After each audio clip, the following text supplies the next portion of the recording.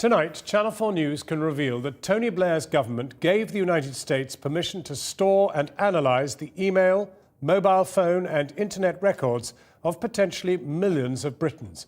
Documents seen by this programme in a joint investigation with The Guardian also reveal an American plan to spy on British citizens unilaterally without the knowledge of the UK government. Our digital editor Paul Mason is in the United States. Paul. John, I'm in Dallas, where in 2 days' time they'll be commemorating the 50th anniversary of JFK's assassination. This is, of course, the capital of the conspiracy theory. But what we're about to reveal is not theory. It is fact, it's based on documentary evidence, and it is that for the first time we know the USA has been spying on Britons with the UK government's agreement since 2007 at least. And one document suggests it's been doing so with or without the UK government's agreement since 2005.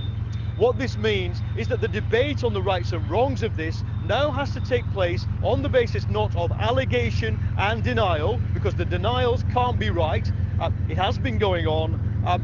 Basically, we now know that for 6 years, that 1946 agreement between the two countries not to spy on each other's citizens has been effectively shredded. We've suffered serious destruction, houses and factories, which we've got to rebuild and rebuild quickly. In 1946, peace in Europe was less than a year old. Labour was in power. The Wartime Signals Intelligence Service was renamed as GCHQ. Its headquarters in Cheltenham, now iconic. Its London base, not so well signalled.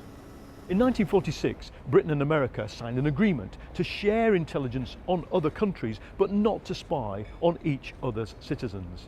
I've seen documents showing how that agreement was unpicked, allowing the Americans to spy on potentially millions of innocent Brits.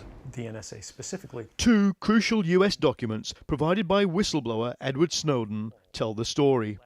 Channel 4 News has seen these documents. The first is marked No Fawn. That is, not for release, even to British intelligence. By 2004, US intelligence had legitimate reasons to worry about British suspects. There were Brits in Guantanamo, shoe bomber Richard Reed was in a US jail, and US spies were clearly concerned that British citizens could pose a threat to the USA.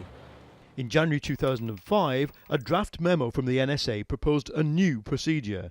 Even without UK permission, the USA would, quote, target unilaterally, that is, spy, on British citizens and even British communications systems. The memo makes clear the results would remain no fawn, meaning the UK would not be informed. In the weird world of intelligence, you're allowed to write memos where you show different partners different bits of the same memo. So in the part they showed GCHQ here in London, the Americans said they might target Brits with the full knowledge and cooperation of the British government. In the bit they didn't show them, it said they would do it unilaterally and without telling the British government. We asked the US government if this memo had ever been actioned. They declined to comment. If that was actually implemented, that means that even our really close alliance and relationship with the US wasn't enough to prevent British citizens being spied on without their government's consent and without any British oversight or knowledge. But a second document, seen by Channel 4 News, gives a fascinating glimpse into the extent of American spying on British citizens done with UK agreement. The problem arises because of the large amounts of data we all generate as we interact on email, mobile phone, chat services.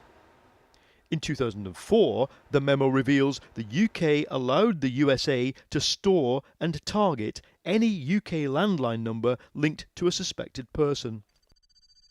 On the 16th of June 2007, that was expanded so it could include mobiles, faxes, email and IP address.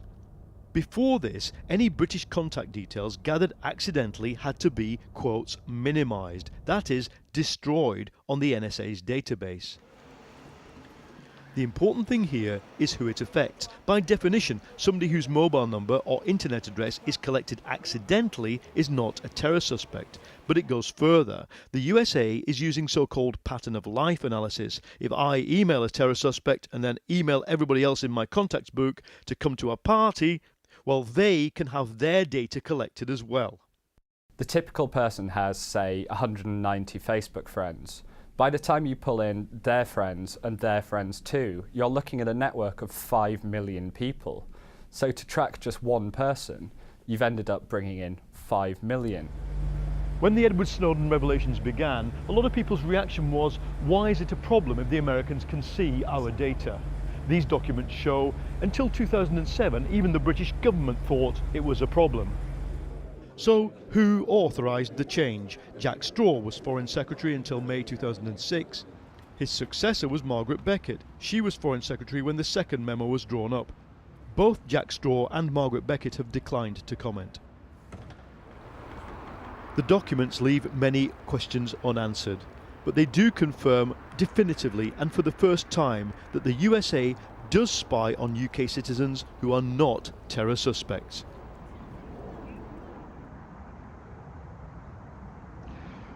Well, John, there's a lot of questions remaining unanswered here, and that is, first of all, we don't know what happened to that 2005 memo. It was a draft memo. We've tried to find out. We don't know. Likewise, with the agreement with the Americans to let them spy on Brits, you would like to think that somebody involved in overseeing UK intelligence can answer the question, what did we get in return? You would like to think that we did get some security in return. But the wider debate will continue about the rights and wrongs of this kind of surveillance. It is mass, it is strategic, it is not effectively targeted on individual people, but scoops in a whole bunch of data from manifestly innocent people. What is the problem with that? As you've just heard, the British government didn't want that to happen until 2004, 2007. And if you think about it, there are about 500,000 people in this country, America, who are private contractors with access to this top secret information, collected here, but involving British citizens. We know one of them, Edward Snowden, escaped to Russia with rather a lot of that information. So it is manifestly, or has not been, secure. The debate will go on, but it's at least now we've seen these documents and revealed the basic contents, we can have that debate on the basis of fact. Paul Mason in Dallas. Well, now, we contacted GCHQ, but they declined to comment. The NSA said its operations comply with the laws of the United States and its allies. The Foreign Office refused to comment directly, but stressed the close relationship with America. It also pointed out that GCHQ has warned that people linked to surveillance targets may find themselves monitored.